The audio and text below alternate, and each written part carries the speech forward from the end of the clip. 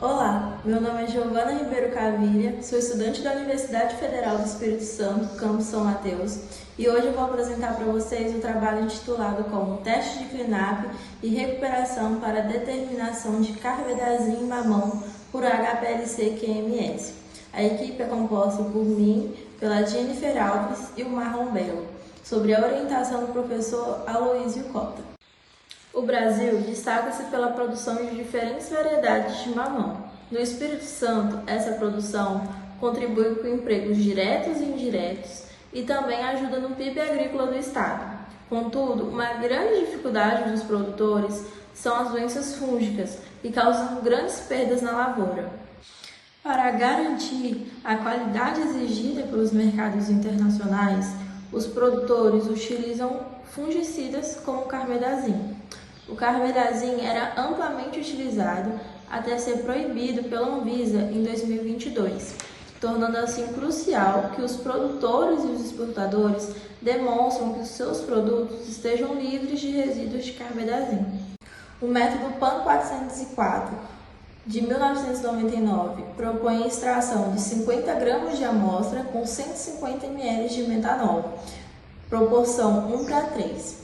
A filtração, remoção de interferentes por partição líquido-líquido com diclorometano e meio ácido e salino, o HCl 0,038 molar e 0,4% de NaCl, e a recuperação com duas porções de 100 ml de diclorometano em pH neutro, entre 7,5 e 7,8 para frutas e vegetais.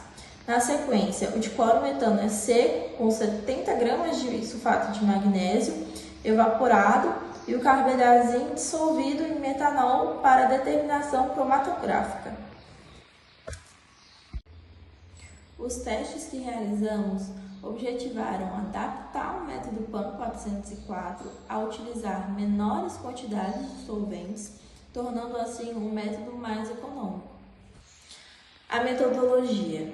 Nós pesamos porções de 33,3 gramas de mamão papaya maduro adquirido em mercado local. Logo após, nós maceramos esta amostra por 3 minutos. Depois, extraímos com 60 ml de metanol e filtramos a vácuo. Depois, avolumamos em balão de 100 ml com metanol. Porções de 10 ml foram pipetadas para tubo Falcon de 50 ml e fortificadas com 1.000 ou 100 microlitros da solução de carbendazim 1,0 mg por litro. Nos testes realizados, avaliou-se o efeito ao variar o teor de cloreto de sódio e também variar as quantidades de clorometano que usamos na etapa de recuperação. Porções de 7 ml de HCl 1% foram adicionadas às alíquotas dos extratos, seguidos de 0,7, 1,1 ou 1,4 ml de cloreto de sódio 10%, para obter os teores salinos de 0,4, 0,6 e 0,8% respectivamente.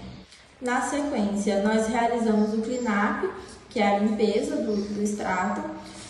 O CLINAP foi realizado com 1 ml de diclorometano.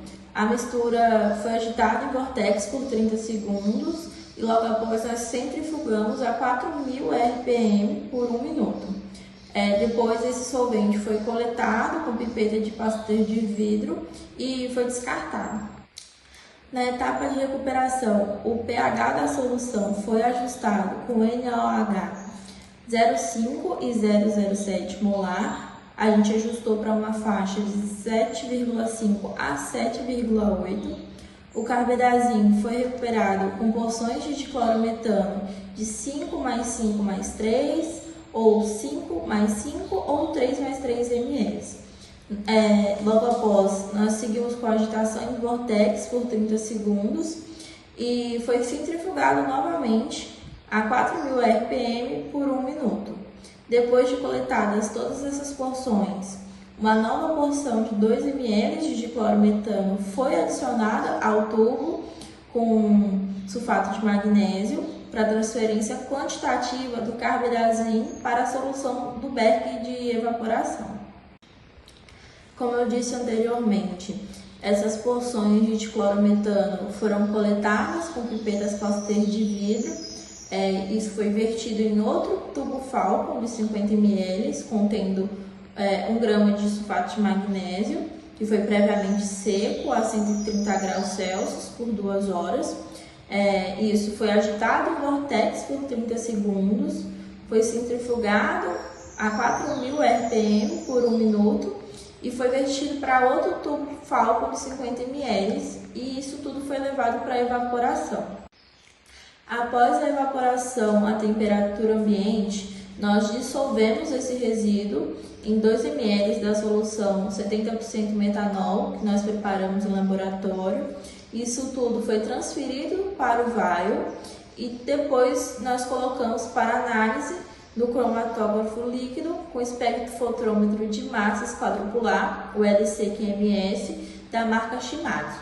Com a injeção de 10 microlitros em coluna ODS C18 a 40 graus Celsius, a interface a 250 graus Celsius, o fluxo de N2 a 1,5 e 10 litros por minuto, que é o gás de nebulização e secagem, e o dwell time de 30 ms para cada MV.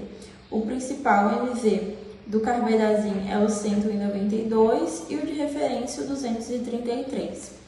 A fase móvel foi composta por 35% de metanol, 25% de acetonitrila e 6% de uma solução de ácido fórmico, 0,040%, em água com vazão de 0,60 ml por minuto, e permitiu a eluição do carbendazim em aproximadamente 3,6 minutos.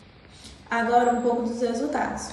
Abaixo nós apresentamos o cromatograma e os sinais registrados para o carbendazim com razão massa-carga M/Z 192 e 233. O carbendazim possui a massa molecular de 191,06 gramas por mol. E nas condições analíticas, este foi eluído com tempo de retenção de 3,6, como a gente pode ver na imagem abaixo. Apesar da presença de um pequeno pico no mesmo tempo de retenção do analito, a proporção dos sinais registrados não é coincidente com a referência, que é o M/Z 192, que é o mais intenso, seguido do 233. Isso descarta a presença de carbendazim na amostra sem fortificação, como a gente pode ver na imagem abaixo também. Os equipamentos utilizados, como o sistema de cromatografia líquida acoplada à espectrometria de massas quadrupular, o HPLC-QMS, permite uma alta sensibilidade na detecção e quantificação de compostos, garantindo que até as menores quantidades de resíduos sejam detectadas. Além disso, nós trabalhamos com amostras de mamão compradas em mercados locais, que isso representa de forma mais realista as condições de consumo e distribuição no Espírito Santo. Para otimizar o método, foram realizadas variações nas concentrações de NaCl e volumes de diclorometano, visando maximizar a recuperação de resíduos de carbendazim. Observamos que a recuperação não foi significativamente afetada pela variação do teor salino, permanecendo entre 85% e 87%. Por esse motivo, nós decidimos utilizar a concentração de NaCl de 0,40%, conforme sugerido no método original. O método adaptado reduziu o uso de solventes de 250 ml para 15 ml por amostra, sem perder a eficiência da análise de resíduos de carbendazim mamão, como mostra o gráfico abaixo, e isso proporciona ganhos econômicos e sustentabilidade. Os resultados mostraram que a adaptação do método foi bem sucedida, como mostra a tabela abaixo, que contém as recuperações das amostras fortificadas, que variaram entre 76% a 103%, e também mostra as amostras sem fortificação, que não foram detectados nenhum resíduo de carbendazim. Conclusão: a metodologia desenvolvida garante que o mamão brasileiro esteja livre de carbendazim, atendendo às exigências internacionais. O método adaptado é uma alternativa viável e econômica que cumpre normas internacionais de controle de qualidade, permitindo sua aplicação por laboratórios de todo o país. Isso fortalece o controle de qualidade e promove uma agricultura mais segura e sustentável, beneficiando a produção e exportação do mamão. Agradecimentos. Agradeço à Prefeitura de São Mateus por me conceder uma bolsa de estudos, à Universidade Federal do Espírito Santo pelo suporte acadêmico. Obrigado pela atenção e a equipe está disponível para qualquer dúvida ou sugestão.